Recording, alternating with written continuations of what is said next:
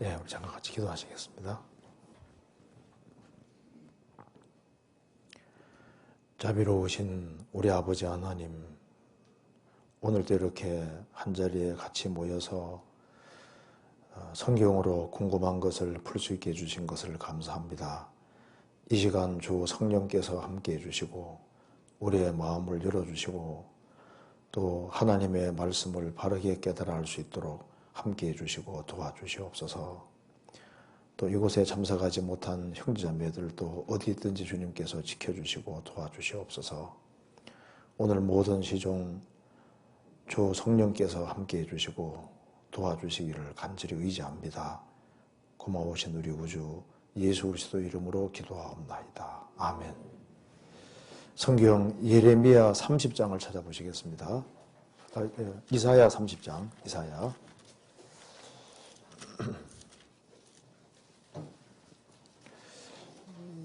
이사야 30장 8절입니다. 30장 8절 제가 읽겠습니다. 이제 가서 백성 앞에서 서판에 기록하며 책에 써서 후세에 영령이 있게 하라. 대저희는 패역한 백성이요 거짓말하는 자식이요 여호와의 법을 듣기 싫어하는 자식이라.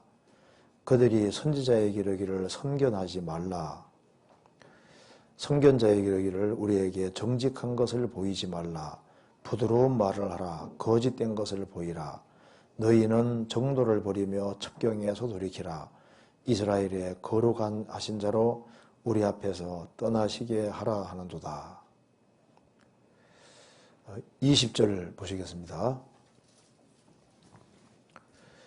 주께서 너희에게 혼란의 떡과 고생의 물을 주시나 내 스승은 다시 숨기지 아니하리니 내 눈이 내 스승을 볼 것이며 너희가 우편으로 치우시든지 좌편으로 치우시든지 내 뒤에서 말소리가 내 귀에 들려 이르기를 이것이 정론이 너희는 이리로 행하라 할 것이며. 거기까지입니다.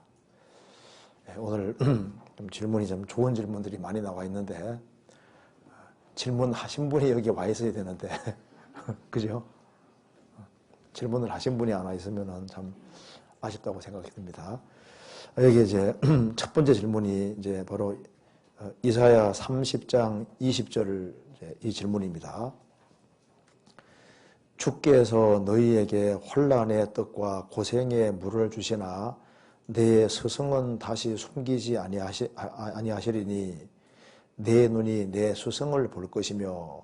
이 말씀에서 위 구절에서 스승은 하나님을 말씀하시는지요? 이 구절을 어떻게 해석하고 이해하는지 알고 싶습니다 하는 질문입니다. 네, 왜 이 말씀이 이제 기록이 되어 있냐면 이유가 있습니다. 이사야 30장 이제 1절부터 쭉 읽어보면은 이스라엘 백성들이 살아계신 하나님을 의지해야 되는데 에집트를 의지하고 에집트 파라오 왕을 기대고 있는 겁니다. 그래서 살아계신 하나님께 피해야 되는데 에집트에 피하고 에집트 파라오 왕에게 기대기 때문에 이제 하나님께서 이들이 얼마나 심판받을지를 말씀하셨습니다. 30장 3절에 그러므로 바로의 세력이 너희 수치가 되며 애굽의 그늘의 피함이 너희 수욕이 될 것이라. 이 말대로 이스라엘이 이제 위기 상황에 자꾸 에집트를 기대고 애굽의 그늘에 피하려 했습니다. 그래서 하나님께 묻지 않았다. 2절 끝에 나와있죠. 나의 입에 묻지 아니하였으니 죄의 죄를 더하도다. 그러니까 위기 상황에 하나님이 엄연히 살아계심에도 불구하고 눈에 보이는 세력에 기대고, 그리고 이제 이 이스라엘 민족이 에집트까지 가는 길이 굉장히 멀거든요. 그 굉장한 어떤 위험이 있음에도 불구하고 그 재물을 잔뜩 싣고 그리고 에집트에 도움을 청하러 간다는 것이 이제 6절 이하에 나와 있습니다. 그래서 이제 그 에집트를 그 가는 길에는 암사자와 수사자가 나오고 독사가 있고 날아다니는 불뱀이 나오는 그 위험한 것을 지나서 에집트의 땅에 가서 에집트의 도움을 구한다고 말입니다. 자, 그 정도 에집트에 내려가는 그 정도 그 희생과 수고를 감수하는 그 정신 가지고 살아계신 하나님을 기대했으면 얼마나 좋았겠습니까? 그래서 하나님이 이제 이스라엘 백성들을 책망했습니다. 8절에 이제 가서 백성 앞에서 서판에 기록하며 책에 서서 후세에 영령이 있게 하라. 대저 이는 패역한 백성이요 거짓말하는 자식이요 여호와의 법을 듣기 싫어하는 자식이라. 선지자가 나타나서 얘기하면은 선견하지 마라. 우리 장래를 얘기해 주지 마라. 또 선견자에게 이르기를 우리에게 정직한 걸 보이지 마라.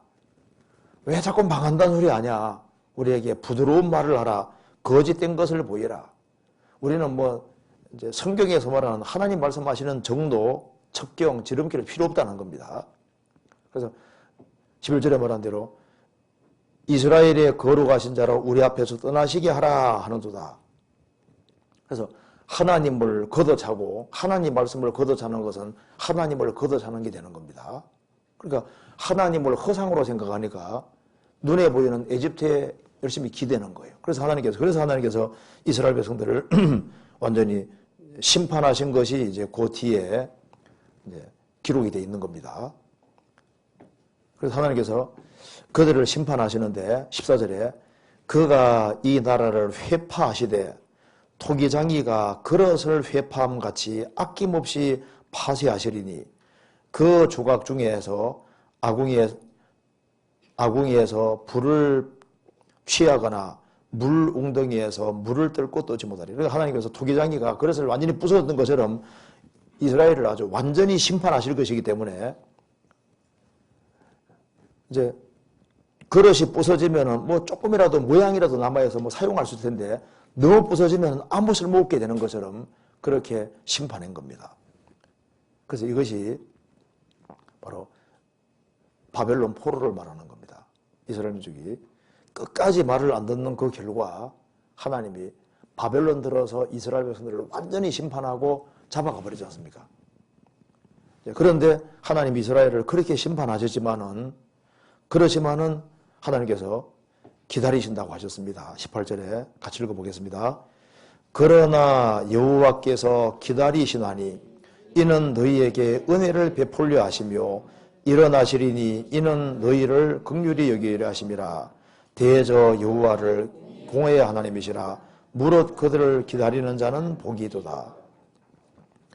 이스라엘 백성들이 심판을 받아서 이제 17절에 말한 대로 너무 조금밖에 안 남았습니다. 이제 그렇지만 하나님께서는 기다리신다. 은혜 베풀려고 기다리시는 거예요. 그래서 말씀하기를 무릇 그를 기다리는 자는 복이도다. 이스라엘이 바벨론 포로 잡혀가서 얼마나 고통받았습니까?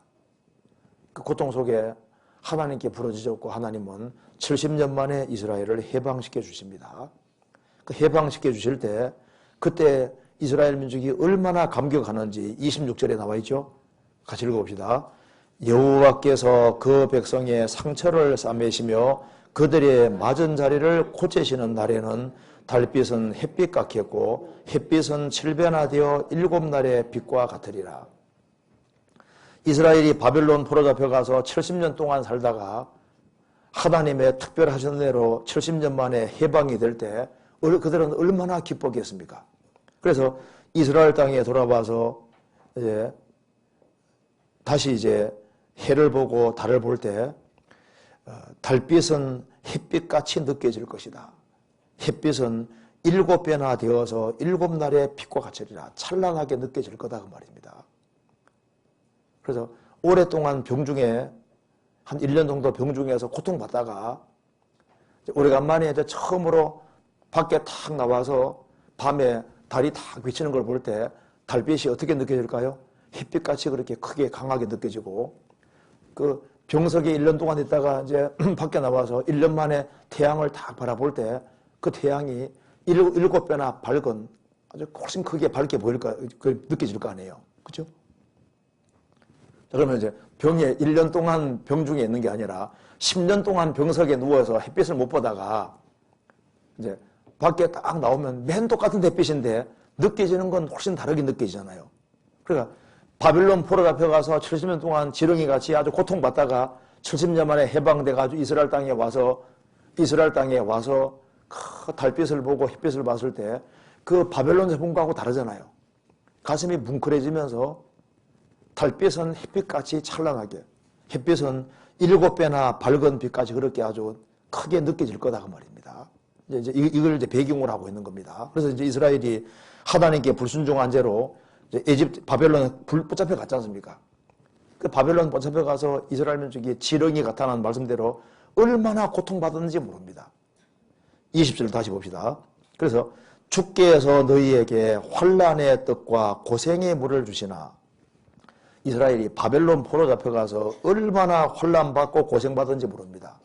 그래서 환난의 떡과 고생의 물을 주시나, 이게 실제로 맞는 얘기입니다.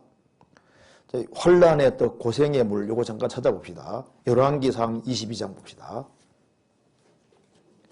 열왕기상 22장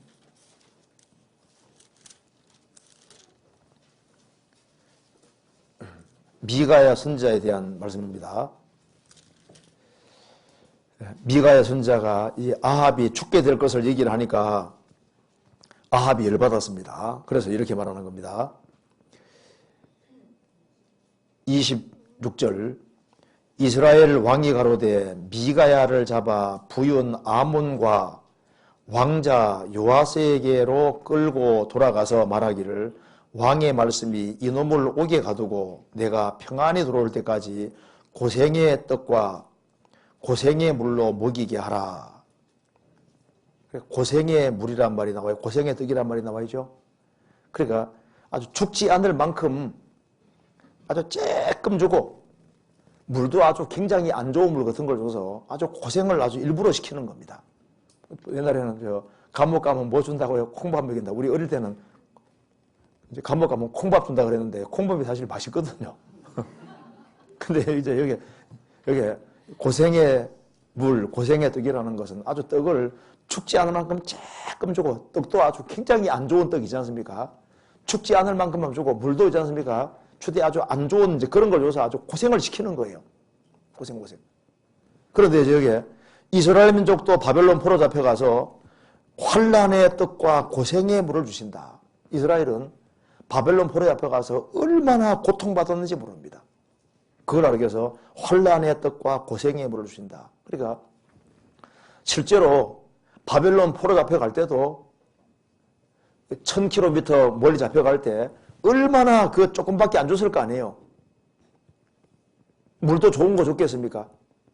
그리고 이제 바벨론 포로 잡혀가서 이사야 41장에 지렁이 같은 너 야곱아, 정말 비참하게 된 겁니다.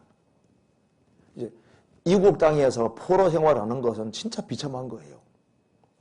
그렇지만은 내 스승은 다시 숨기지 아니하리니 내 눈이 내 스승을 볼 것이며, 그래서 이 이스라엘이 바벨론 포로 잡혀갔을 때도 하나님이 다니엘 같은 선지자를 세워주셨지 않습니까? 그들은 고생은 받았지만은 다니엘, 사드랑, 메삭, 아벳노고 그리고 에스겔 선지자 같은 선지자들을 여기 이제 내 스승이라 그랬는데 이게 원래 영어에도 복수로 되어 있습니다. 내 스승들을 숨기지 아니할 것이다. 그러니까 이스라엘 민족은 70년 포로 생활하면서 그래도 그나마 어디에서 위로를 받았을까요? 그래도 우리에게는 다니엘 선지자가 있어. 에스겔 선지자가 있어. 그 포로기에도 하나님이 선지자들을 세워주셔서 이스라엘로 하여금 소망을 갖게 만들고 소망을 잃지 않게 만들었지 않습니까?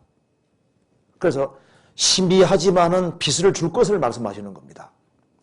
그래서 이스라엘이 바벨론 포로 잡혀가기 전에는 하나님이 예레미야 선지자 통해서 막 얼마나 강력하게 얘기하셨어요. 그게 성령이 예레미야 그리고 이제 일꾼들을 사용하신 겁니다. 사용하셨는데, 그리고 여기 이스라엘이 바벨론 포로 잡혀갔어도 정말 고생하고 환난받고 고통받게 하지만은 그래도 이스라엘 백성들이 완전히 좌절하지 않도록 여러 스승들, 일꾼들을 세워주셨는데 그 신비하지만은 성령이 역사해 줄 것을 말씀하시는 거니까 궁극적인 스승은 물론 성령님이시지만은 여기는 성령님께서 사람들을 일꾼으로 세워서 그들에게 위로를 주고 용기를 줄 것이다 그 말입니다. 그래서 21절에 말한 대로 너희가 우편으로 치우시든지 좌편으로 치우시든지 내 뒤에서 말소리가 내게 들려 이르기를 이것이 정론이 너희는 이를 행하라 할 것이며 그러니까 완전히 헤매진 않게 해주시고 뒤에서 신비하게 들리지만은 잘 들으면 들리도록 그래서 이스라엘 민족은 70년 포로 생활 속에서도 그나마 신앙을 붙잡고 믿음을 붙잡고 있으면서 그래서 해방시켜주를 학소고대하는 사람들이 있었습니다. 그래서 하나님께서 고레스 왕을 통해서 하나님이 해방시켜 주시지 않습니까? 그래서 이제 이스라엘 백성들이 다시 돌아와서 이제 다시 민족을 재건하고 예루살렘 성전 재건했죠. 성벽 만들었고 신앙을 다시 부흥시키는 그런 계기를 만들게 됐던 겁니다. 그래서 여기에 이제 이 부분을 우리가 알 수 있는 것이 있습니다. 이스라엘이 그렇게 말을 안 들으니까 하나님이 환난의 뜻과 고생의 물을 주시잖아요. 그처럼 구원받은 사람도 말 안 들으면은 하나님이 징계로 죽지는 않게 하셔도 특별히 아주 환난과 고생을 주셔서 아주 어렵게 하시는 그러면서 여호와께서 기다리신다. 은혜 베푸시려고 돌이키게 하려고 기다리신다 그 말입니다. 그래서 신비하지만은 주님께서 계속해서 깨닫게 도와주시고 돌이키게 하시는 거예요. 이거 이해되시죠? 그래서 여기서 이제 스승은 뭘 말하느냐? 이제 이스라엘이 바벨론 포로 잡혀가기 전에도 하나님이 일꾼들을 많이 세우셨는데 포로 잡혀가고 난 후에도 일꾼이 적지만은 조금 세워주신 거예요. 그래서 그들이 완전히 격결로 가지는 않게끔 소망 잃지 않게 만드신 것을 말씀하시는 겁니다. 넘어가도 되겠죠? 네, 이제 그 다음 질문 봅시다.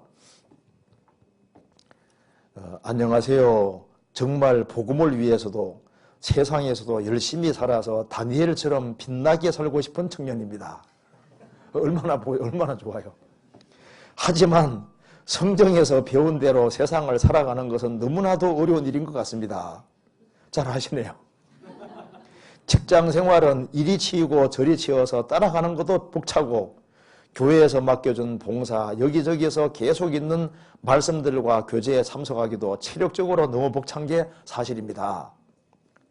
말씀을 들어서 주님에 대해서 조금 더 알게 되고 교제하는 것은 다 좋은데 이 모든 것을 다 해내는 것이 너무나도 벅찰 때가 있습니다.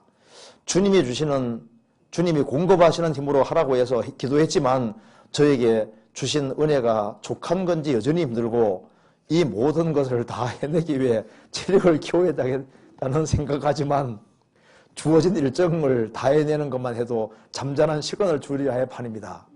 줄이면 되잖아요. 신앙생활을 하다가 내게 주어진 것들이 막 벅찰 때 어떻게 해보가는 것이 좋은지 알려줬으면 좋겠습니다. 이게 이제 일정을 다 해내는 것만 해도 이게 힘들어서 잠잠한 시간을 줄여야 할 판입니다. 젊을 때는 좀 줄이죠, 뭐. 줄여서 신앙생활을 하는 게 맞죠. 그래서 힘이 들다는 말은 맞죠. 근데 힘만 드는 것이 아니라 기쁜 것도 사실입니다. 그래서 어떻게 하면 좀 더 신앙생활을 잘할 수 있느냐. 이렇게 잠잠한 시간을 줄여야 할 판입니다. 잠잠한 시간을 줄이면 되고, 그리고 그래도 안 된다 그러면은 여기에 오락을 줄이고, 여기 한번 찾아봅시다. 여기 단순하면 됩니다. 찾아봅시다. 히브리서 12장 봅시다. 히브리서 12장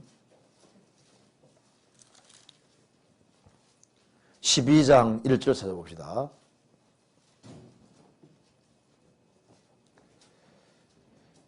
이러므로 우리에게 구름같이 둘러싼 허다한 증인들이 있으니 모든 무거운 것과 얼매이기 쉬운 죄를 벗어버리고 인내로서 우리 앞에 당한 경주를 경주하며, 그러니까 이제 여기에 신앙의 경주를 하는 데 있어서 모든 무거운 것과 그래야 되죠.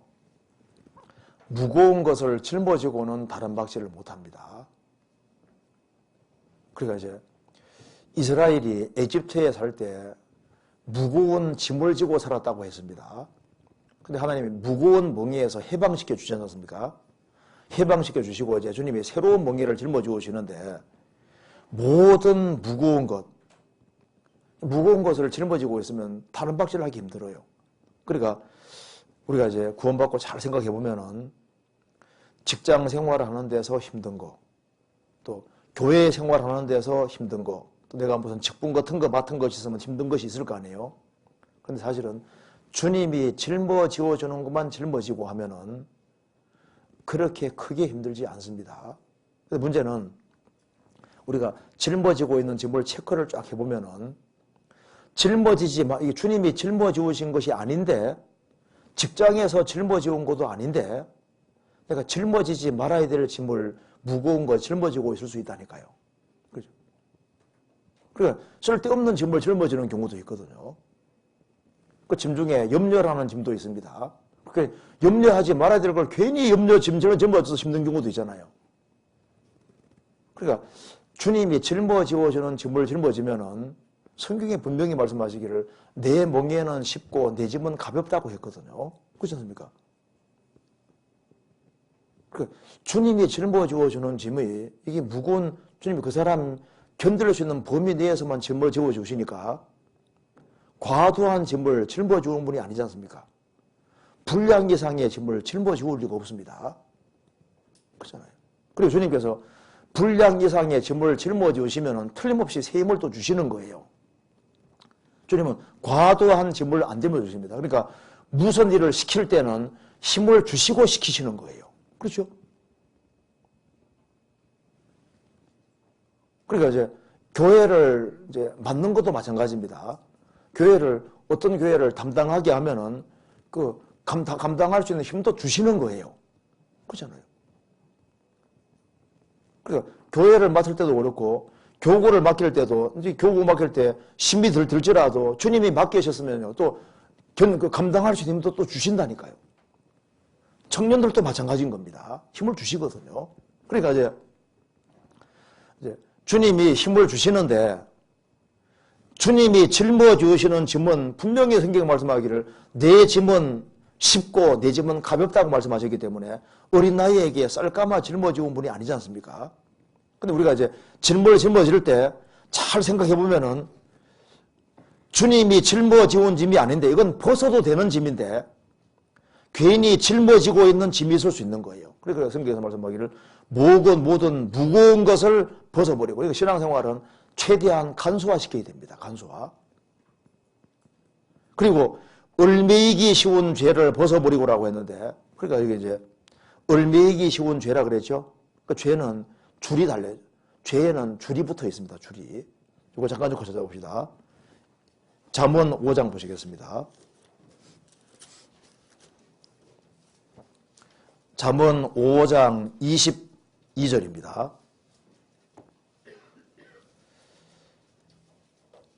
악인은 자기의 악에 걸리며 그 죄의 줄에 매이나니, 여기 죄의 줄이라 그랬죠? 죄의 줄에 매이나니, 매인단 말은 묶인다 그 말입니다. 그러니까 죄의 줄이라 그래요, 줄. 그 죄가 줄하고 비슷하다 그 말입니다. 그러니까 습관성, 구제, 불능성이라고 그러지 않습니까? 그러니까 이게 죄의 줄에 매이나니, 이게 죄가 처음에는 약할 때는 줄인데 죄를 자꾸 용납하면 이 줄이 점점 굵어져요. 굵어서 어떻게 굵어진지 봅시다. 이사야 5장입니다. 이사야 5장 18절에 봅시다.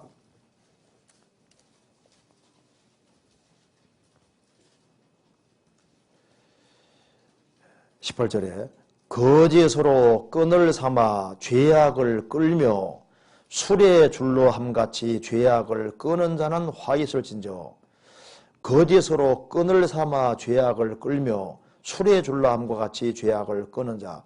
끈이 굵습니까? 술의 줄이 굵습니까?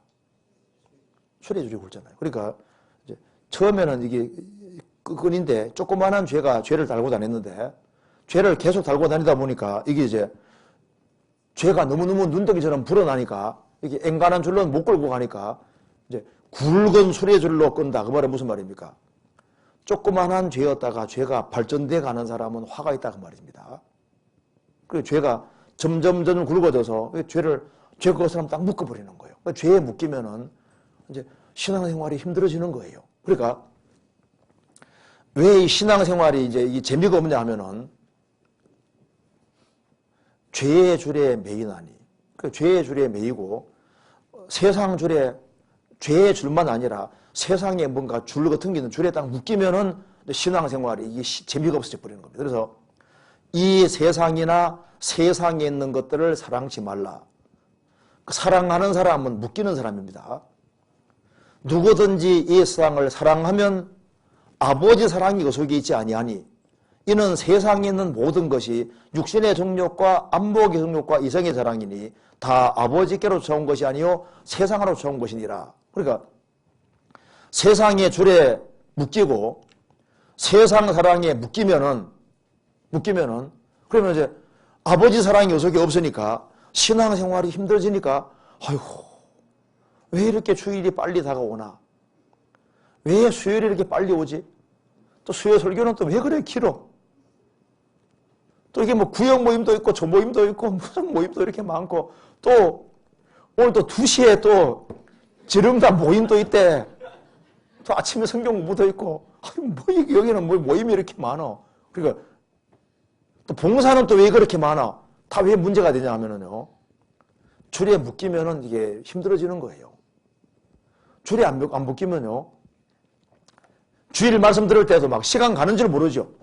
뭔가 얽힌 것이 있으면은 지루하고 힘들어지게 되는 거예요. 힘이 없게 되는 거라고요. 그래서 이제 우리가 이제 신앙생활을 잘하기 위해서는 먼저 주님이 짊어지오는 짐을 딱 짊어지라고 생각이 됩니다. 그리고 직장생활하는 속에서도 너무 직장생활에서 충실해서 내가 하지 말아야 될 것도 막 마음이 막 너무 좋아서 막 사장님이 시키니까 막 오만 걸 다 해가지고 사장님의 종은 돼 있는데 주님 종은 안 되는 그것도 합당하지 않거든요. 그러니까 적절하게 균형을 잘 맞춰야 되는 거예요. 너희는 값으로 산 것이 되었으니 사람의 종이 되지 말아야 하지 않습니까? 우리는 직장 생활을 해도 여전히 주의 종에 속하는 거예요. 그러니까 소득이 적을지라도 신앙생활을 잘하는 게 좋다고 성경에 말했지 않습니까? 우리는 세상에 살지만은 세상 사람이 아닌 겁니다. 그래서 모든 무거운 것, 그러니까 최대한 간소화시켜야 되는 거예요. 왜? 우리가 다른 거 몰라도 신앙생활은 손해보면 안 되니까 최대한 관소화시켜서 그래서 신앙생활은 아주 하되 멋지게 잘할 생각을 해야 진다. 여기 질문하신 분이 얼마나 좋아요. 여기 얼마나 다니엘처럼 빛나게 살고 싶은 청년입니다. 이 꿈이 좋은 겁니다. 이런 꿈을 가지고 살아야 되는 게 맞는 거예요. 내가 신앙생활은 정말 멋지게 해봐야 되겠다. 이게 얼마나 좋은 마음이냐고 말입니다. 내가 청년 중에서는 내가 제일 신앙생활 잘하는 사람 되고 싶다. 적어도 그런 마음은 가지고 살아야 되는 게 맞거든요. 우리 해외 갈 때 한 자매님, 나는 한국에서는 자신 없고 내가 홍콩에서는 제일 하나님께 기원받고 이쁨 받는 자녀가 될 거다. 욕심이 대단하거든요. 그런데 신앙적 욕심이 필요한 겁니다. 내가 하나님께는 제일 이쁨 받겠다. 그래서 CD 잔뜩 복사해가지고 가지고 다니면서 시간 날 때마다 나눠주고 있지 않습니까? 어쨌든 간에 하나님께 잘 보이려고 하니까 하나님이 도와주시죠. 하나님께 잘 보이려고 하나님 마음을 감동시키니까 하나님 도와주시죠. 그래서 간소화시키고 모든 무거운 것과 얼매기 쉬운 죄라는 말씀대로 이 세상에 우리가 살지만은 그 세상을 지배하고 살지 아니하고 그것 때문에 마음이 흐트러지면 안 되거든요. 마음이 흐트러지면은 신앙에서 물러나게 되고 손해를 보게 돼 있는 겁니다.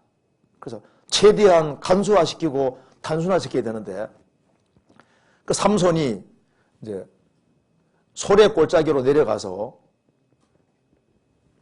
블레셋으로 들어갑니다. 그래서 여자에게 붙잡히잖아요. 그 나중에 들릴라 품에 안기게 됩니다. 들릴라 뜻이 뭔지 아시죠? 들릴라가 원래 뜻이 여러 가지가 있습니다. 나약하다, 연약하다 그런 뜻도 있는 동시에 쾌락이라는 뜻이 그 속에 들어 있습니다. 그 다음에 밤이라는 뜻도 들어가 있거든요. 그러니까 이제 그 들릴라가 이름 자체가 나약하고 연약하게 보이지만은 남자 깨는 데는 아주 이게 도 같은 여자인 거예요. 그래서 쾌락에 딱 붙잡히게 하고 그 여자에게 붙잡히면 인생이 밤이 되는 거예요. 밤. 그러니까 왜 삼손이 들릴라에게 연결돼 가지고 인생이 이렇게 고달프게 됐냐 그 말입니다. 그러니까 어둠에 붙잡히지 않게 하라 했는데 이 들릴라가 어둠이라고 밤이거든요. 밤. 그러니까 왜 눈이 빠졌을까요? 밤에 붙잡히고 밤에 캄캄하게 됐잖아요. 쾌락에 붙잡혀서 그러니까 눈이 빠지게 돼버렸다고요. 그래서 능력을 상실해서 그 삼손 그렇게 힘이 있는 사람이 능력이 상실당해서 눈이 빠지고 맷달굴이라는 신세가 되지 않습니까? 나중에 하나님이 철저히 들이키니까 회복시켜 주셨지만은 꼭 그런 과정을 겪어야 되는 게 아니지 않습니까? 그래서 여기에 우리 이 질문대로 최대한 관소화시키고 그리고 이제 이 세상을 지배하고 그리고 이제 신앙생활을 하기 어려우면요. 저 일만 하고 내가 이만 하고 일만인데 내가 싸워야 되겠다. 그럼 어떻게 하면 됩니까? 더 각오하면 되는 거예요. 더 비장한 각오를 하면은 주님이 새로운 힘을 주시는 것이 있습니다. 그래서 우리 신앙생활은 힘들면은 힘들 만큼 주님이 신앙생활 정말 잘하라고 하는 사람은 제3의 길도 주시고 새로운 힘도 주시는 거예요. 그리고 신앙생활을 정말 잘하라는 마음을 가지고 있으면 직장생활이 힘들어도 신앙생활 잘하는 마음을 가지면 주님께서 감동을 시켜주셔서 다른 길로 이끄신다니까요. 눈에 딱 뜨이게 만들고 다른 길로 인도하셔서 신앙생활을 멋지고 잘할 수 있게끔 엮어가시는 거예요. 하나님 살아계시잖아요. 그리고 그 사람이 신앙생활을 정말 잘할 수 있도록 새로운 힘을 주시는 것이 맞다 그 말입니다. 오직 여호와를 앙망하는 자는 새 힘을 얻으리니 이 말이 맞는 거예요. 새로운 힘이 있습니다. 그래서 성령님이 성령의 능력이라는 능력, 성령이 힘이고 성령이 도와주시는 거예요. 그래서 이제 이 질문이 아주 좋은 질문이라고 할 수 있는데요. 우리 신앙생활 속에서 우리가 신앙생활을 더 멋지게 더 잘해야 되겠다. 그런 각오 갖는 이 모습이 정말 주님 보시기에 아름답고 좋으리라고 생각을 합니다. 그래서 우리 이렇게 생각하면 맞습니다. 내가 뭐 돈도 없고 가진 것도 없고 뭐 참 없지만은 내가 하는 신앙생활 하나는 멋지게 해보자. 내가 한번 하나님께는 칭찬 받아보자. 하나님 앞에 정말 잘했다는 소리 한번 들어보자. 이런 욕망이 정말 좋은 소원이거든요. 그렇죠? 에이, 뭐 다른 사람들 열심히 안 하던데 뭐 나라고 뭐 꼭 그렇게 열심히 할 필요가 있을까? 이런 생각하면 마귀에게 속는 겁니다. 그래서 우리 시대에 적당하게 살아가는 사람, 대충 살아가는 사람 본받지 말고 신앙생활에 눈에 불을 켜고 하는 사람, 그런 사람들을 본받고 그렇게 살아가려는 마음을 갖는 것이 이게 진짜 잘하는 겁니다. 그 다음 질문 보겠습니다. 그 다음 질문. 잠언 28장 8절 찾아봅시다. 잠언 28장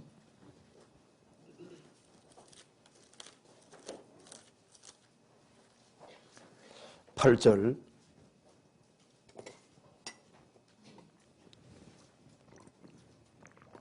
제가 읽겠습니다. 중한 별리로 자기 재산을 많아지게 하는 것은 가난한 사람 불쌍히 여기는 자를 위하여 그 재산을 저축하는 것이니라. 이 질문에서 라는 말씀을 읽다가 궁금한 것이 생겼습니다. 질문 첫째, 여기에서 가난한 사람 불쌍히 여기는 자가 하나님인가요? 아니면 문자 그대로 가난한 사람을 불쌍히 여기는 자인가요? 누가 맞는 것 같아요? 그렇죠. 불쌍히 여기는 사람이죠. 성도 말하는 겁니다. 중한 별리로 자기 재산을 많아지게 하는 사람은, 그러니까 막 남에게 억울하게 해서 돈을 많이 버는, 끌어모으는 사람입니다. 그 사람은 가난한 사람 불쌍히 여기는 자, 가난한 사람을 불쌍히 여기는 사람이지 않습니까? 특별히 참 성도가 가난한 사람 불쌍히 여기지 않습니까? 그래서 가난한 사람 불쌍히 여기는 자, 정말 가난한 사람들을 도와주고 바르게 세우려는 사람들을 위하여 그 재산을 저축하는 셈이 된다 그 말입니다. 그 사람 그 재산이 결국은 자기 것이 결국은 안 된다 그 말입니다. 중한 별리로 아주 그 악을 사용해서 번 돈은 길게 못 가고 날아갈 거다 그 말입니다. 그걸 말하는데 질문 두 번째, 문자 그대로 사람이라면은 우리 주변에는 부정한 방법으로 재산을 축적하는 사람들의 재산이 실제로 자선을 베푸는 사람에게 이동되는 것을 보기가 힘든데요. 이 말씀을 어떻게 받아들여야 할까요? 여기 이제 돈을 버는데 사람들이 꼭 부정한 방법으로만 돈 버는 게 아닙니다. 세상에 부자가 괜히 부자 되는 게 아니에요. 부자 중에 보통 부자들은요, 이제 뭐 이렇게 사기치고 이런 사람 말고 진짜 부자들은요, 얼마나 검소한지 모릅니다. 얼마나 돈을 아끼고 그 성공하기 위해서 남보다 잠 덜 자고 얼마나 부지런한지 몰라요. 그래서 부자가 달래 부자 되는 게 아니거든요. 그리고 부자 되기 위해서 막 공부도 열심히 하고 막 착같이 몰고 새벽같이 뛰고 이렇게 해서 부자 된 사람도 많습니다. 그러니까 부자 되는 것 자체가 죄가 아니거든요. 문제는 뭐냐 하면은 부정한 방법으로 돈을 끌어들이는 사람들, 열심히 많이 버는 것처럼 보이지만 때가 되면요 그냥 휙 날아가 버리는 거예요. 길게 못 간다 그 말입니다. 성경 한번 찾아봅시다. 여기 먼저 잠언 20장 찾아봅시다. 잠언 20장 21절 같이 읽어보겠습니다. 처음에 속히 잡은 사람은 마침내 부가 되지 아니하느니라. 뭐 복권 당첨됐다. 뭐 갑자기 뭐 돈이 들어왔다. 그런 것은 마침내 부가 안 된다 그 말입니다. 결국은 날아갑니다. 근실하게 모은 재물이 늘어나게 돼 있는 거예요. 잠언 28장 찾아봅시다. 28장 19절 자기의 토지를 경작하는 자는 먹을 것이 많으려니와 방탕을 좇는 자는 궁핍함이 많으리라. 충성된 자는 복이 많아도 속히 부하고자 하는 자는 형벌을 면치 못하리라. 그리고 지금 방금 질문한 이 내용은 중한 별리로 재산을 많아지게 하는 것은 누구에게 하는 말입니까? 하나님 백성이란 이스라엘에게 지금 하는 말이거든요. 하나님의 선민인 이스라엘이 중한 별리로 재산을 많아지게 하면은 이스라엘 백성들은요, 하나님이 그대로 쳐서 정말 진리 가운데 행하는 사람들, 가난한 사람, 불쌍히 여기는 사람에게 주님께서 그걸 탁 옮기는 일이 실제로 있는 겁니다. 이방인들은 막 사기치든 어떻게 하든 간에 막 재산 끌어모으든 주님께서 잠깐 봐주는 일이 있습니다. 이스라엘은 신정이기 때문에 하나님이 직접 간섭하시고 항상 개입하셨던 거예요. 그리고 실제로 부정한 방법으로 돈을 모으는 사람들, 중한 별리로 남을 억울하게 하면서 돈 버는 사람들 보세요. 길게 못 갑니다. 주님이 후 불어버리세요. 잠언 23장 봅시다. 23장 4절입니다.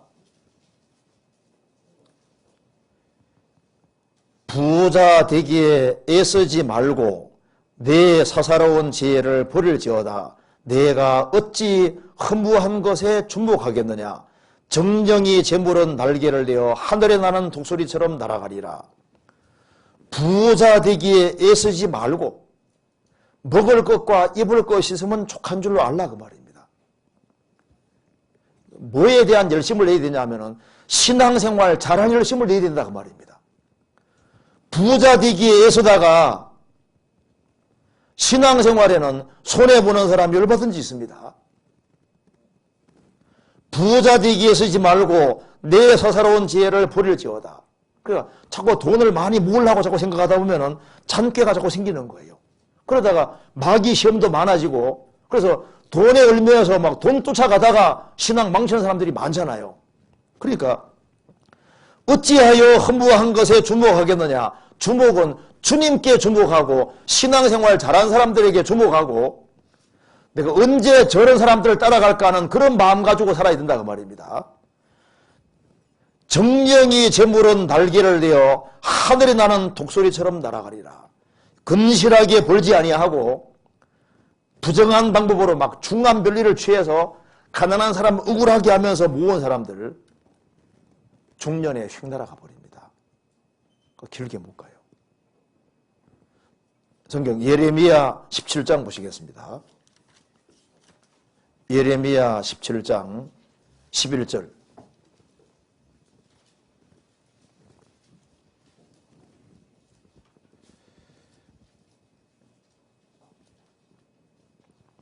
불의로 치부하는 자는 자고새가 낳지 아니한 알을 품은 같아서 그 중년에는 그것이 떠나겠고 필경은 어리석은 자가 되리라.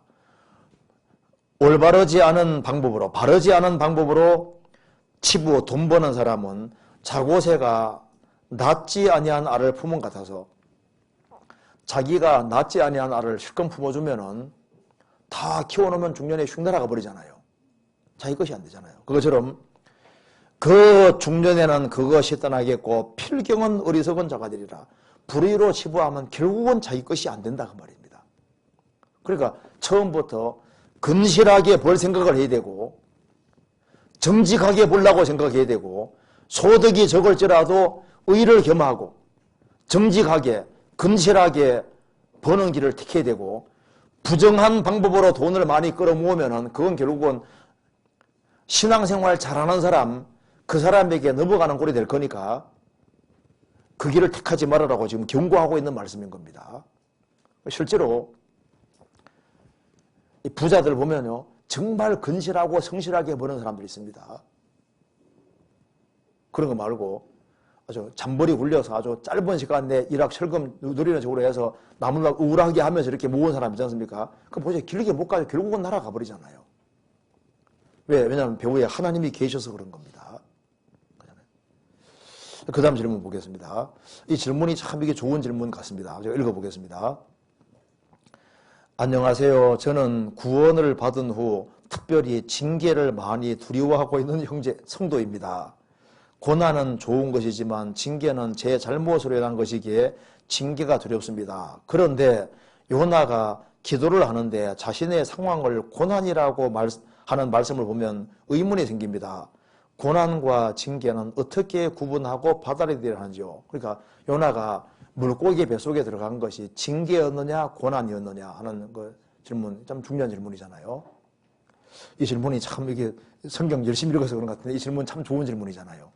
한번 제가 생각을 해봅시다.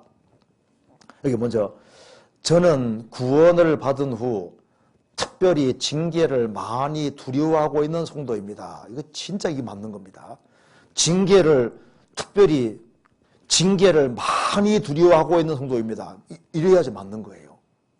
징계를 많이 두려워한다는 말이 맞습니다. 이렇게 해야지 맞습니다. 왜냐하면 징계가 정말 무서운 거거든요.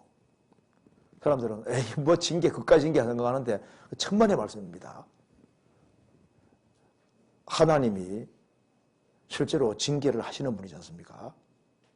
그 징계를 하시는데 왜 징계를 두려워해야 되냐면은 작은 죄는 주님이 막대기로 때리고 큰 죄는 책찍으로 때리는데 막대기 맞으면 아프죠? 책찍 맞으면 어때요? 안 맞아봤잖아요. 책찍 맞으면요, 책찍이 얼마나 아픈데. 그러니까 이 징계 받을 때 눈물이 빠져나오는 정도가 아니라 주님이 책찍이라는 말을 사용한 이유가 있습니다. 그 징계가 아주 얼마나 아플 것을 말씀하는 거예요. 얼마나 고통스러운지를 말씀하고 있는 겁니다. 책찍 한번 맞으면요, 안 맞으려고 하죠.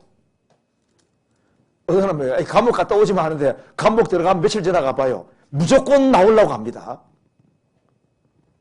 왜냐하면 감옥이라는 건 좋은 데가 아니지 않습니까?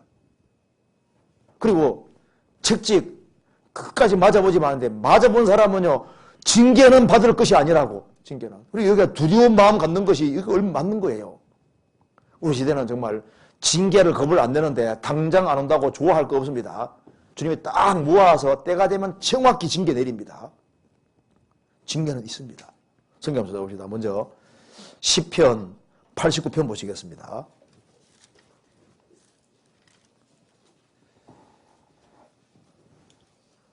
31절 보시겠습니다. 내 율례를 파하며 내 계명을 지키지 아니하면 내가 지팡이로 저희 범과를 다스리며 책직으로 저희 죄악을 징책하리로다.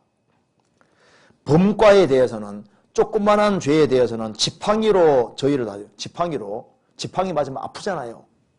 그런데 죄악에 대해서는 책직으로 저희를 징책하리로다. 책직. 15리 12장에서도 책직을 때린다고 했는데 책직이 있습니다. 성경 고린도전서 11장 찾아봅시다. 고린도전서 11장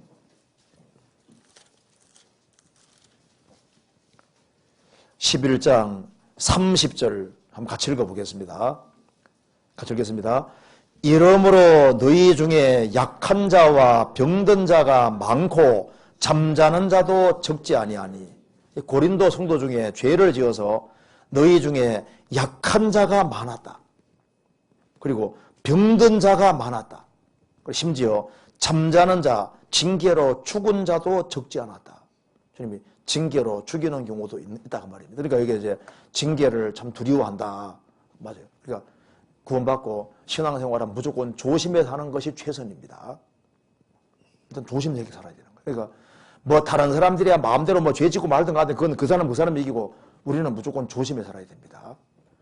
언어와 행실에 최대한 조심해 살아야 되는 게 맞는 거예요.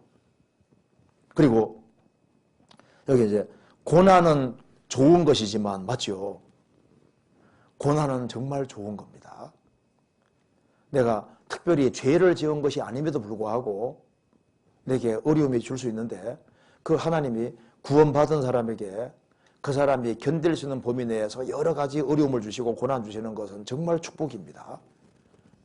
아브라함과 롯이 있는데 롯이 소돔에 들어갔지 않습니까? 들어가서 징계를 받았습니다. 왜 소돔에 들어가서 징계받았냐면 이거 한번 봐봐요.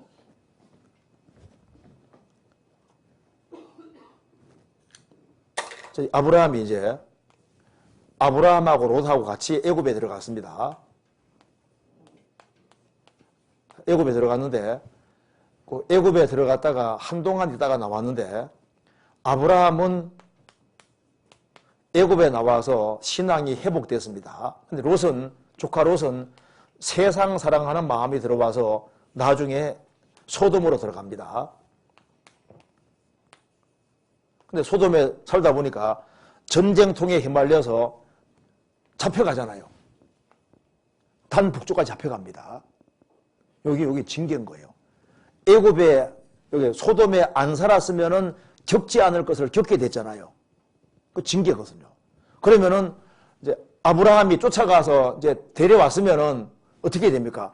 어이구, 이제 아브라함 떠나가지고 혼났으니까 소돔에 들어가면 안 되지 않습니까?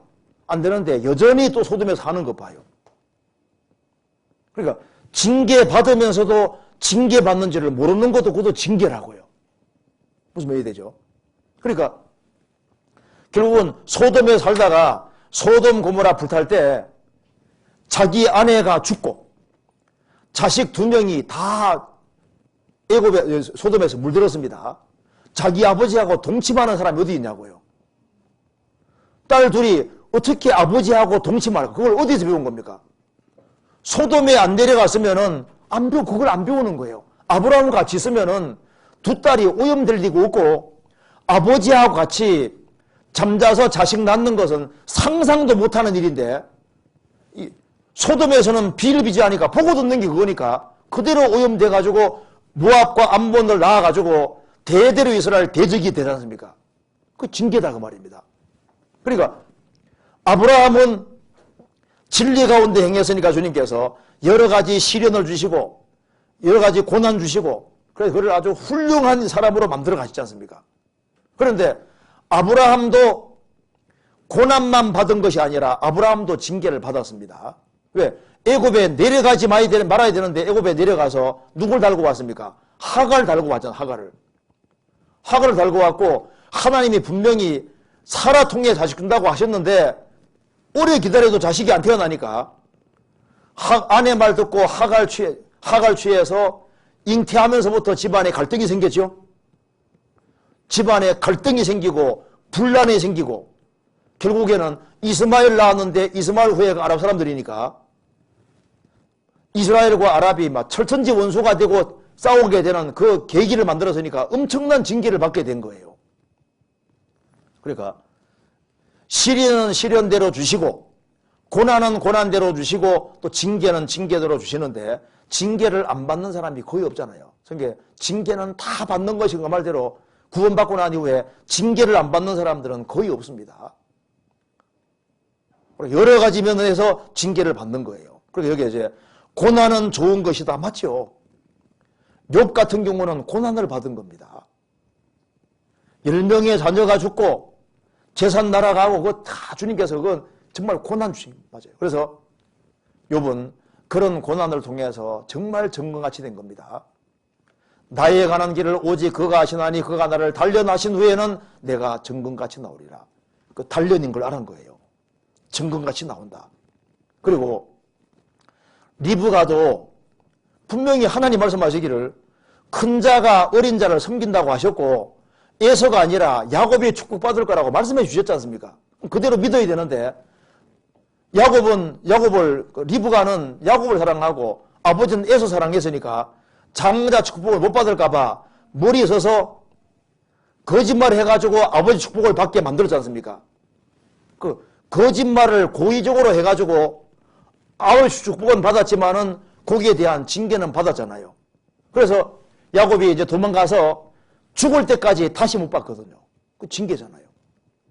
그리고 라헬과 레아가 있는데 아버지의 드라빔을 라헬이 훔쳤습니다. 그잖아요. 휴대용 신을 훔쳤잖아요. 야곱이 뭐라 했습니까? 이것이 누구에게 발견되든지 그는 벌 받을 겁니다. 했지 않습니까? 오랫동안 갖고 다니는 게 맞을 겁니다. 언제 징계 받았습니까? 베냐민 놓을 때.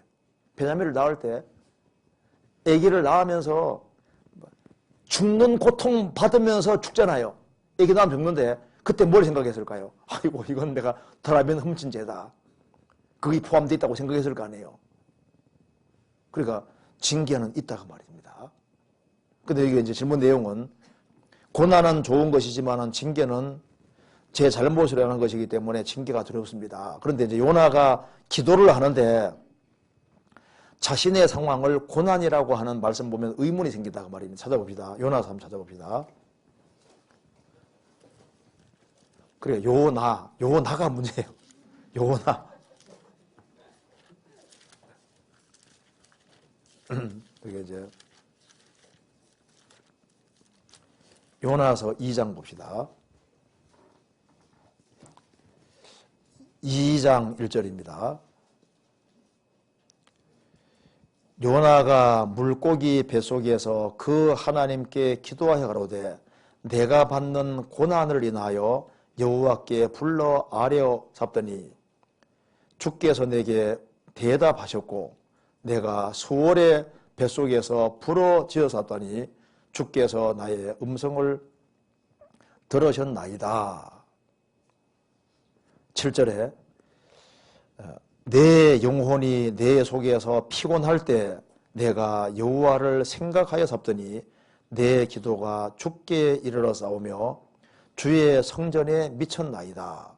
이 말씀에서 여기 이제 질문 내용이 내가 받는 고난을 인하여 라고 표현했다고 말입니다. 그 징계라고 하지 않고 왜 고난이라고 했느냐. 어떻게 생각하세요? 징계만 있는 게 아닙니다. 예수님이 말씀하시기를 요나보다 더 큰 이가 여기 있느니라. 이 말이 무슨 말입니까? 요나보다 더 큰 이가 여기 있느니라. 그 말은 요나는 작은 자입니까? 큰 자입니까? 요나가 보통 사람이 아닙니다. 요나보다 더 큰 이가 여기 있느니라 하시고 하나님께서 요나를 예수님 모형으로 사용했다고 하는 것은요, 요나가 신앙이 보통 사람이 아니에요. 요나는 징계만 받은 것이 아닙니다.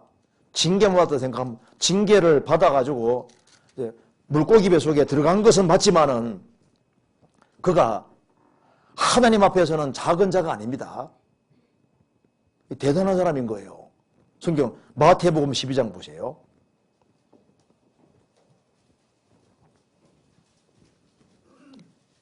(12장) 39절입니다.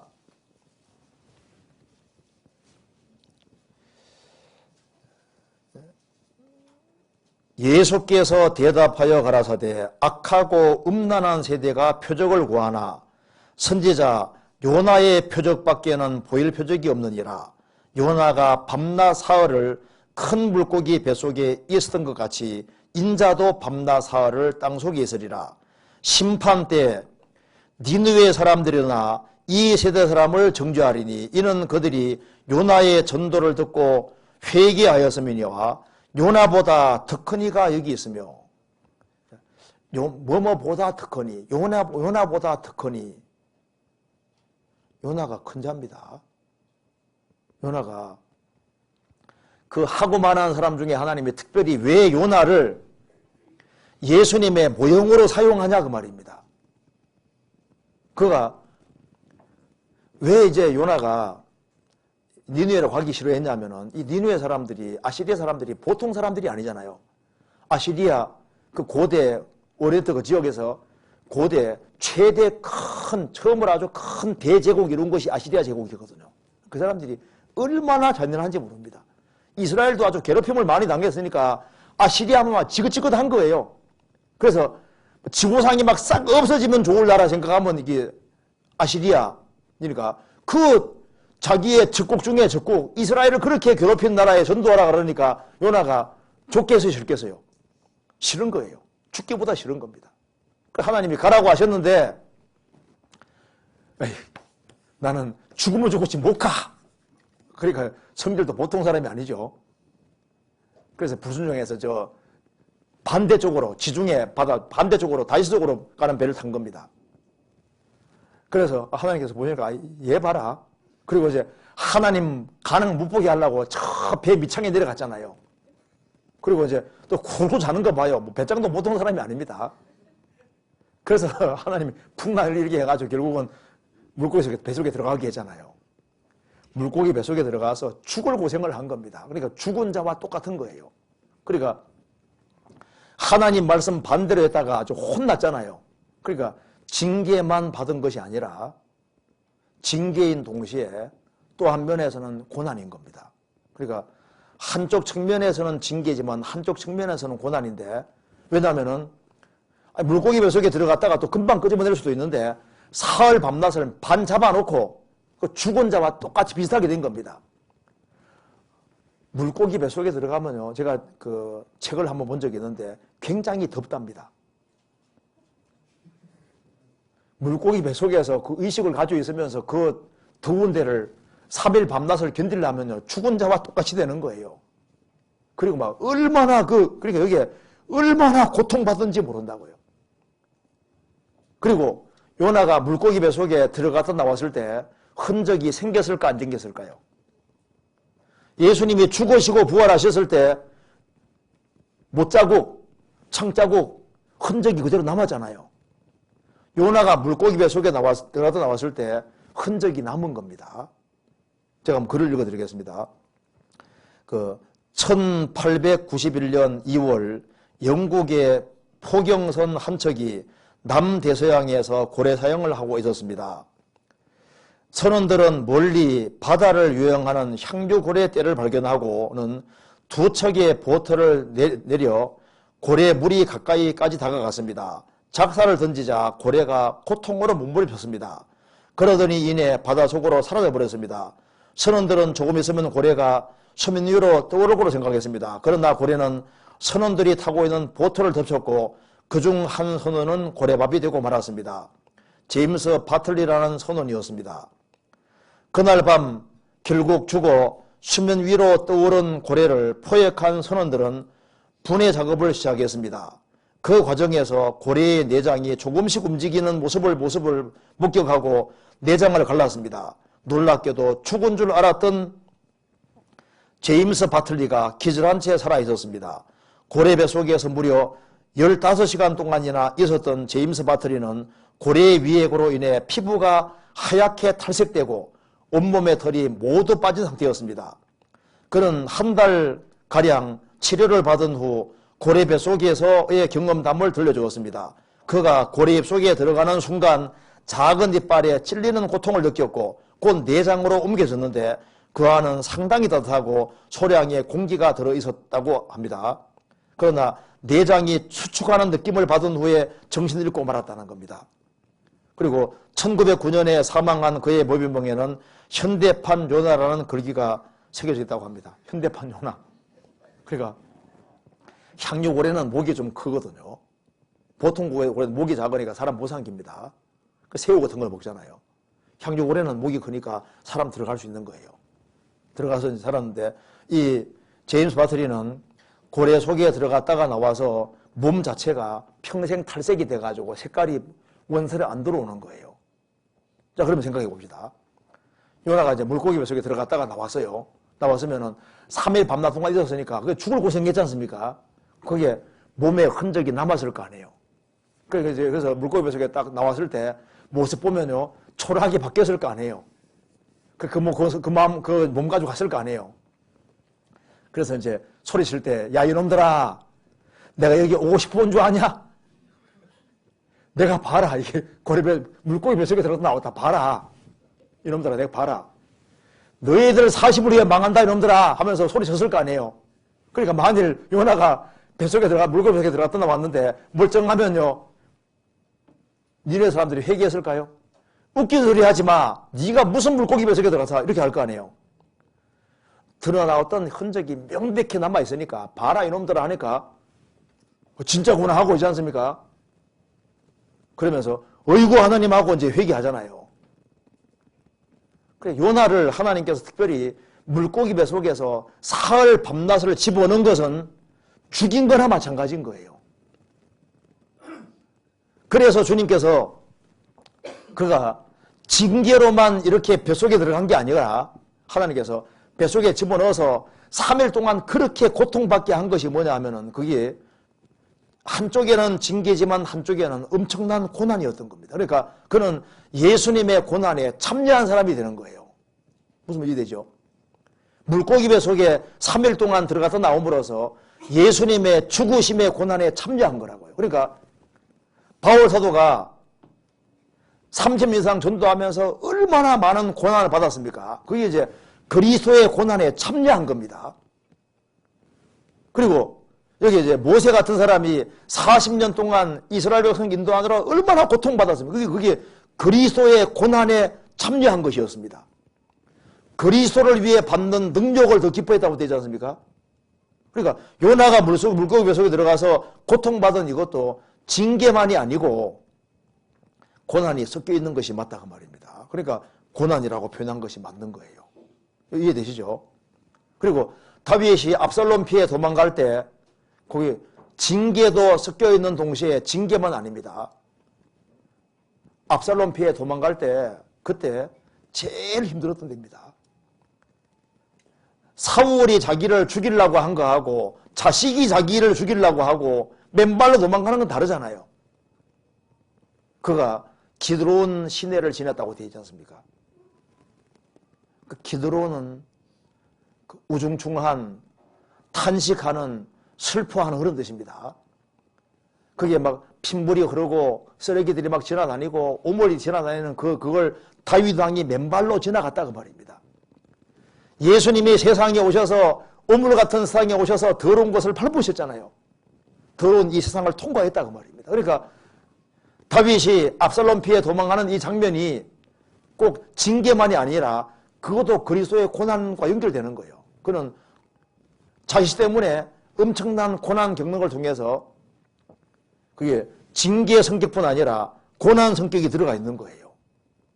복합적인 것이 있는데 그 중에 하나가 요나 경우도 그렇다고 말입니다. 이해되시죠? 넘어가도록 하겠습니다. 그 다음에 스바냐 1장 2절 3절 질문 한번 봅시다. 스바냐 1장 봅시다.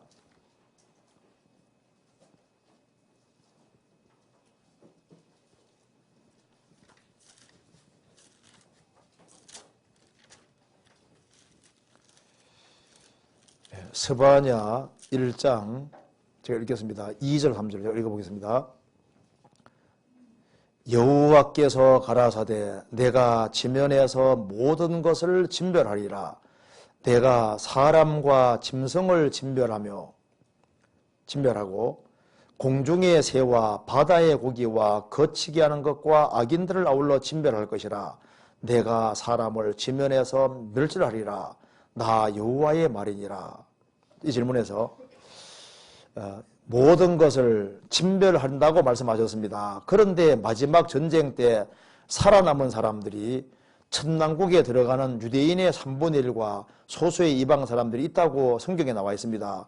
살아남은 사람들이 있는데 왜 모든 것을 하는 말씀을 하셨는지 궁금합니다. 이제 먼저 질문부터 봅시다. 모든 것을 진별한다고 했는데 왜 이스라엘 3분의 1은 살아 들어가고 이방인 소수가 들어가는데 안 맞지 않느냐. 근데 왜냐면 이거, 그러니까 성경을 한 부분만 읽으면 안 되고 전체를 다 읽어봐야 돼요. 그 여기 봅시다. 그러면 이제 여기 모든 걸 진별하려 하고 이제 부연 설명하고 있는 거 봅시다. 그 뒤에 4절. 내가 유다와 예루살렘 모든 거민 위에 손을 펴서 바알에 남아있는 것을 그곳에서 진별하며 마그림이란 이름과 및 그 제사장들을 아울러 진별하되 무릇 지붕에서 하늘의 1월 성신에게 경배하는 자와 경배하며 여호와께 맹세하면서 말감을 가리켜 맹세하는 자와 여호와를 배반하고 좇지 아니한 자와 여호와를 찾지도 아니하며 구하지도 아니하는 자를 멸절하리라. 그러니까 모든 사람 멸절한다고 하시면서 누굴 멸망시키냐 하면은 여기 5절에 말한 대로 지붕에서 하늘의 1월 성신에게 경배하는 자와 경배하면서 여호와께 맹세하면서 말간가리 맹세하는, 그러니까 아예 완전 우상 숭배하는 자, 또 한편으로는 하나님을 믿는 것처럼 하면서 우상을 섬기는 양다리에 걸치는 자와 여호와를 배반하고 좇지 아니하는 자, 믿을 수 있는 기회가 주어졌는데 배반하는 사람, 또 여호와를 찾지도 아니하며 구하지도 아니하는 자, 아예 무관심한 자를 멸절하리라. 이 말은 그러면 구하고 찾는 사람은 멸절한단 말입니까? 안 한단 말입니까? 안 한단 말이에요. 여기 보면은 멸망시키는데 여호와를 찾지도 아니하며 구하지도 아니한 자를 멸망시킨다고 되어 있지 않습니까? 그러니까 모든 사람 중에 여호와를 찾고 구하는 사람은 죽는다는 말이 아니지 않습니까? 뒤까지 읽어보면 그렇지 않습니까?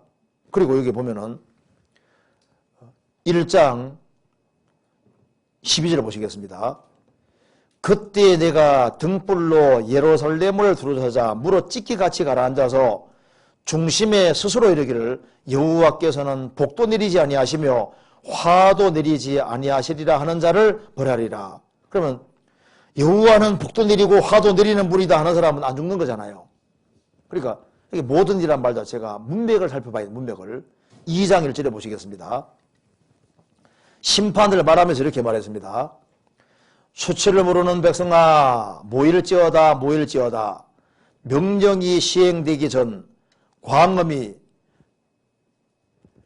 겨같이 날아가기 전 여호와의 진노가 너희에게 임하기 전 여호와의 분노의 날이 너희에게 임하기 전에 이르기 전에 그리할지어다.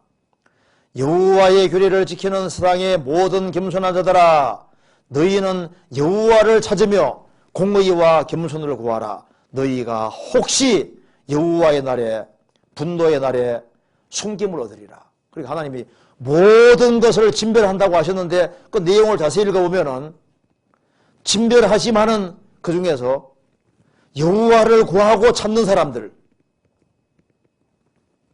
그 일부의 사람들이 혹시 숨김을 얻으리라. 조금 남는다는 얘기죠. 그러니까 읽어보면은 이게 모든 것이 절대적인 모든 것이 아니라 그 중에 모든 걸 진별하는 중에 하나님의 긍휼을 베풀어서 조금은 남을 수 있다는 얘기를 하고 있잖아요. 그러니까 읽을 때, 문장 성경 읽을 때는 전체를 다 보면서 읽어야 되는 겁니다. 그리고 또 한 군데 찾아봅시다. 여기에 요한복음 3장 보세요. 읽을 때는 항상 전체를 다 보면서 읽어야 됩니다. 요한복음 3장 보시겠습니다. 3장 31절입니다. 3장 31절.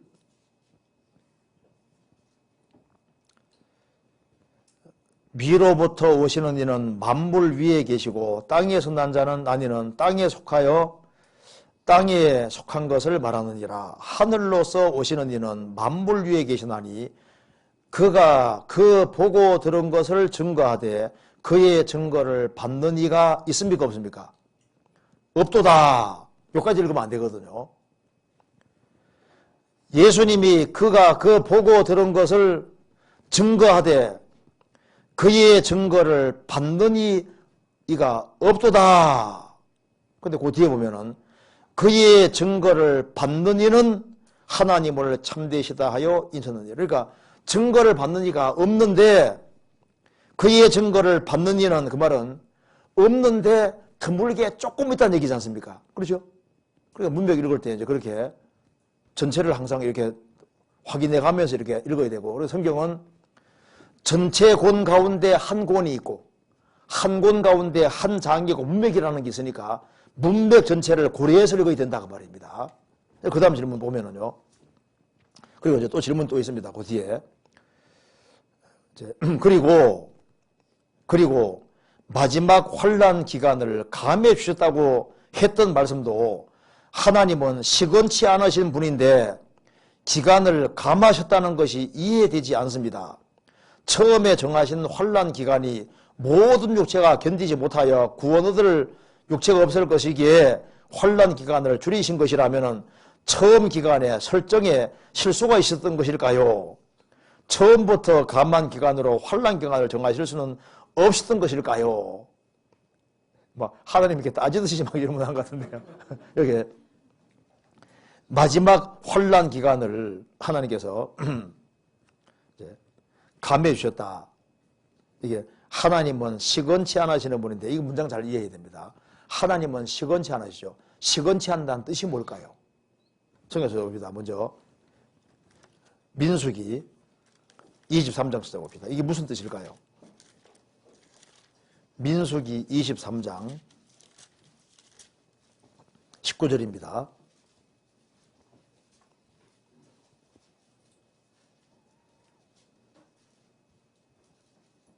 (23장 19절에) 하나님은 인생이 아니시니 시건치 않으시고 인자가시니 후회가 없으시도다. 어찌 그 말씀하신 바를 행치 않으시며 하신 말씀을 실행치 않으시라. 하나님은 인생이 사람이 아니시기 때문에 시건치 않는다. 사람들은 실수하는 말을 바란다 그 말입니다. 실수해서 그 말을 또 고치고 계획에 차질이 생겨서 후회하는 그런 후회를 하지만은, 하나님은 실수해서 무슨 말을 해서 되물린다든가, 또 하나님은 계획 프로그램을 잘못 잡아가지고 후회하는 그런 후회는 없다 그 말입니다. 하나님이시니까. 실수한다든가 이런 것이 있으면 하나님일 수 없지 않습니까? 그러니까 하나님은 여기에 원래 하나님께서 이스라엘 백성들에게 정해 주시기를 7년 혼란 정해 주실 때 처음에는 1290일 동안 견디게 돼 있고, 그리고 45일을 더 견뎌서 천왕국 들어가게 이렇게 정해 두셨습니다. 다니엘 12장에 나오지 않습니까? 그런데 신약 성경 보면은 한 달을 하나님이 감해 주셨거든요. 원래 1290일인데 1260일로 바꿔놨습니다. 한 달 동안 감해 주신 거예요.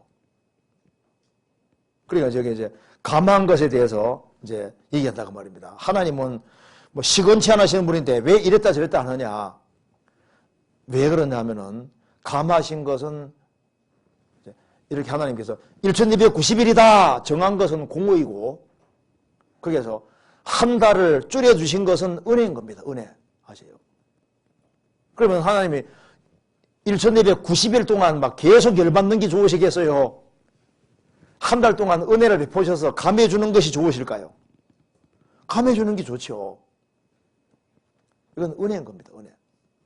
그래서 성경 다니엘서 12장에는 1290일인데 요한계시록은 1260일이지 않습니까? 30일 감해졌거든요. 그래서 마가복음 13장에는 하나님이 그 날들을 감해 주셨다고 했습니다. 30일 동안 감해 주신 거예요. 그러니까 30일 동안 감해 주셨으니까 은혜를 베풀어 주신 겁니다. 그래서 법대로 그냥 벌 받아야 되는데 조금 줄여주면 그건 은혜지 않습니까? 그죠? 모압 사람들은 여호와 총회에 영원히 들어오지 못한다. 그런데 모압 총회에 모압 사람들은 못 들어내는데 룻은 들어왔잖아요. 그러니까 저주가 선포된 것은 공의이고 은혜는 저주에서 해방시켜 주는 거예요. 그렇지 않습니까? 그래서 하나님께서 이제 그런 일이 있습니다. 다윗 당시에도 인구수사 때문에 주님께서 아주 이스라엘 아주 크게 뭐 혼내키는데 하나님께서 더 혼내키려 하다가 이 정도면 됐다고 하나님께서 딱 봐주셨잖아요. 그게 은혜인 겁니다. 하나님께서 이 롯을 보면요, 하나님 속상해가지고 그냥 죽일 때 그냥 징계로 딱 죽이고 싶었지만은 하나님이 아브라함을 생각하사 죽으면은 징계로 물론 죽으면 롯은 하나님 앞에 가겠지만은 아브라함이 얼마나 상심할까 생각하셔서 아브라함 생각하사 롯을 심판해서 건져주고 죽지는 않게 하시지 않습니까? 그게 은혜인 겁니다. 은혜. 원래는 벌을 더 심하게 내려야 되는데 하나님이 인자를 더해주셨다고 되어 있다고. 인자를. 그리고 롯이 지체했지만은 빨리 멸망시켜야 되는데 하나님이 시간 주셔서 지체했지만은 시간 주셔서 기어고 끄집어내고 난 다음에 죽였지 않습니까? 그게 은혜인 거예요. 그러니까 빨리 멸망시켜야 되는데 주님께서 시간을 좀 주신 것도 은혜다 그 말입니다. 원래 소돔 고모라는 멸망시켜버려야 되는데 아브라함이 기도했잖아요. 하나님은 성중에 50명 있으면 어떻게 하겠습니까? 천변 내려가서 원래는 막 50명에서도 멸망시킬 수도 있고 한데도 10명 찾으면 내가 용서해 주겠다고. 예루살렘도 주님이 멸망시켜야 되는데 한 명 찾으면 멸망 안 시키려고 했잖아요. 그 하나님의 자비인 거예요. 그러니까 이것은 시건이 아닙니다. 시건이 아니라 하나님의 은혜인 거예요. 은혜. 우리에게도 주님이 끊임없이 은혜를 베풀어주고 있습니다. 우리가 부족한 것이 얼마나 많아요. 그래서 주님께서 은혜 주시고 그래서 우리가 지금까지 신앙생활을 한 겁니다. 우리가 보면요, 하나님 막 구원받아서 우리가 막 공무원이 되노만 했으면 우리가 어떻게 살아남아요? 주님이 은혜를 베풀어 주시고 부족한 게 있지만 또 용서해 주시고 관용해 주시고 그렇게 해가지고 이제 끊임없이 은혜가 계속 내려지고 있는 거예요. 자, 그렇게 이해하면 되겠습니다. 그 다음 여기에 이것도 좋은 질문입니다. 여기 한번 찾아봅시다. 누가복음 16장 찾아봅시다. 누가복음 16장 27절 28절 제가 읽어보겠습니다.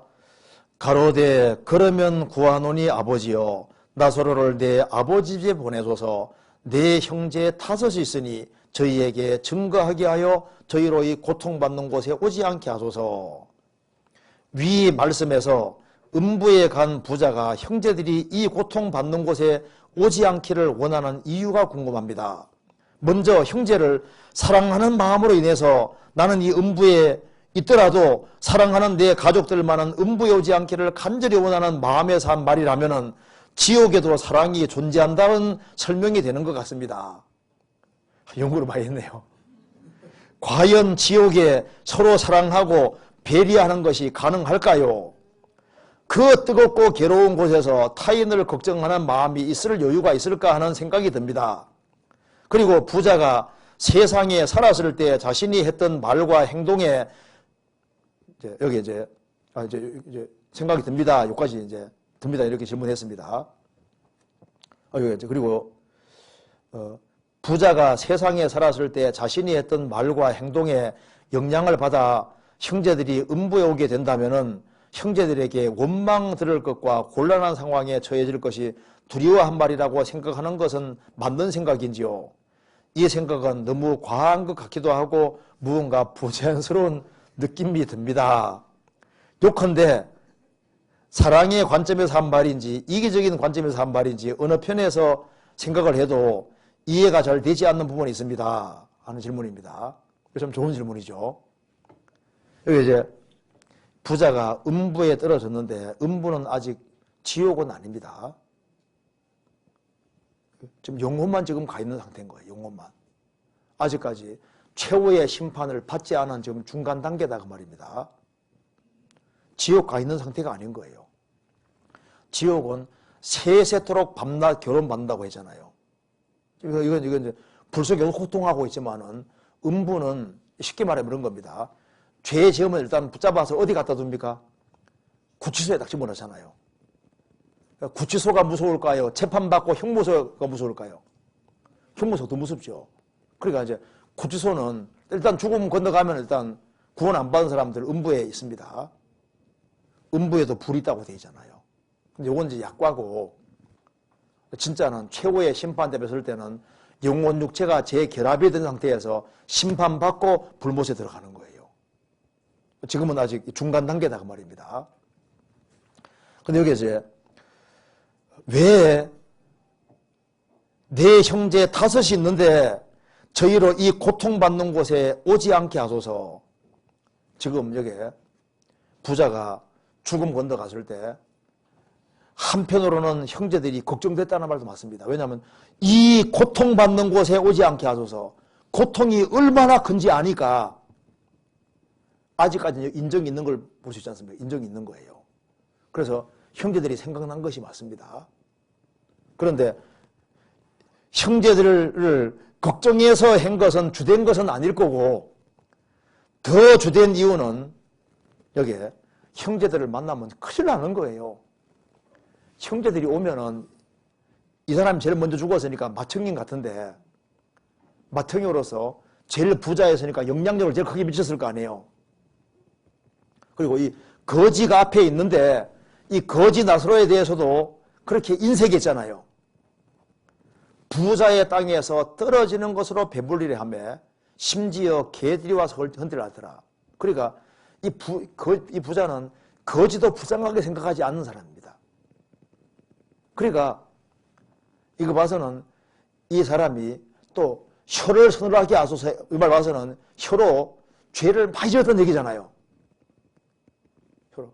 그러니까 동생들에게 상처도 많이 주고 부자로 생세하면서 형제들에게 뭐 할지 못하지 많이 했을 수도 있고 형제들에게 악을 많이 행했을 수도 있고 특별히 이 당시가 예수님 이제 그 당시니까요. 부자가 죽었으니까 예수 믿는 것을 제일 방대했을 수도 있습니다. 그리고 형제들이 예수 믿고 진리를 믿는 것을 제일 방해했을 수도 있는데 일단은 이제 죽음 건너와서 이제 형을 만나게 되면은 골치 아픈 문제가 생기는 거예요. 형님, 왜 내가 회당 열심히 나가고 신앙생활 좀 하려고 하는 걸 왜 막았어? 형이 동생들이 왔을 때 만나게 되면요. 자신이 비난받을 일을 생각하고 원망받을 일을 생각했을 때 그걸 제일 겁나는 것이 여기에 겁나는 것이 가장 가까운 사람이 형제지간이잖아요. 형제들이 내려왔을 때 같이 만나게 됐을 때 자기가 받을 비난과 자기가 만났을 때 면목이 없는 정도가 아니라 아주 심각한 문제가 생긴다는 걸 알고 있기 때문에 제발 형제들을 빨리 전도해가지고 형제들은 여기 아직 오지 않게 해달라고 이것이 사랑하는 마음이 거기에서요. 원망받을 일이 거기였습니까? 원망받을 일이 큰 거예요. 원망받을 일이. 그래서 성경에 말씀한 대로 죽음 건너가면 거기서 울며 이를 가리며 있으리라. 왜 이를 부득부득 할까요? 분하여 이를 갈거늘. 내가 모처럼 믿으려고 했는데 믿지 못하게 막은 사람이 있다면요, 그 사람 향해서 영원히 이를 부득부득 할 거 아니에요. 그러니까 이 부자는 죽음 건너갔을 때 나사로도 받고 기억하고 있잖아요. 형제도 성대 기억하는데 이제 형제들이 올 건데 생각하니까 큰일 나는 거예요. 큰일 난 거예요. 왜 오지 않게 해달라고 적극적으로 얘기했을까? 주된 이유는 사랑 때문보다는요, 형제들에게 들을 월문방, 여기 곤란한 상황, 곤란 정도가 아니라니까요. 여기 이제 절대 못 나올 세계에 들어갔으니까 여기에 만나서 내가 악영향 미치는 그 사람들을 만나서 영원히 대한다는 것이 얼마나 이게 무서운 얘기겠습니까? 그러니까 제발 여기 오지 않게 해달라고. 사랑 때문이라고 생각하기 어렵습니다. 뭐 그건 조금 있을지 몰라도 이제 여기 일단 중간 단계니까. 어쨌든 여기에 죽음 건너가면은 이게 상봉하는 곳이기 때문에 문제가 아주 심각해지는 거예요. 네. 그래서 여기 그 다음 질문들이 좀 있는데요. 우리 다음번에 이제 할 때는 1시간 반 정도씩 해가지고 주일날 한 달에 한 번씩 질의응답 할 때 1시간 반 정도로 해서 이렇게 끝내는 게 좋을 것 같습니다. 그래서 주일 말씀 끝나고 또 2시간 하는 것보다 1시간 반 정도 하고, 그 다음에 이제 뭐 청년회도 이렇게 모임이 있고 할 거니까 1시간 반으로 딱 끝내는 식으로 이렇게 하도록 하겠습니다. 오늘도 그냥 질문들이 더 있는데, 여기 이제 더 할까요? 지금 마실까요? 이제 미리 모범적으로 시범으로 해가지고 이 정도 하죠. 빨리 끝내는 게 좋지요. 여기까지 하도록 합시다. 같이 기도하겠습니다. 자비로우신 우리 아버지 하나님, 저희들을 주의 보배로운 피로 구원해 주신 것을 감사합니다. 역사의 마지막 시대를 살아가는 저희들에게 주님을 알게 해주시고 또 주님의 복음과 영광을 위해 살 수 있는 기회 주시는 것을 감사합니다. 저희들에게 충성된 마음을 주시고 주님께서 맡기신 일을 잘 감당할 수 있도록 더욱 역사해 주시고 도와주시옵소서. 앞으로 있을 학예 수양에 준비하는 그 모든 손길에도 함께 하시고 또 새로 인도할 모든 사람들을 주님께서 지혜롭게 인도할 수 있도록 도와주시고 또 구원받을 만한 사람들을 많이 연결시켜 주시옵소서. 이번 학예 수양회를 통해서 오직 주님께 영광과 찬송이 돌아가도록 역사해 주옵소서. 주 예수 그리스도 이름으로 기도하옵나이다. 아멘.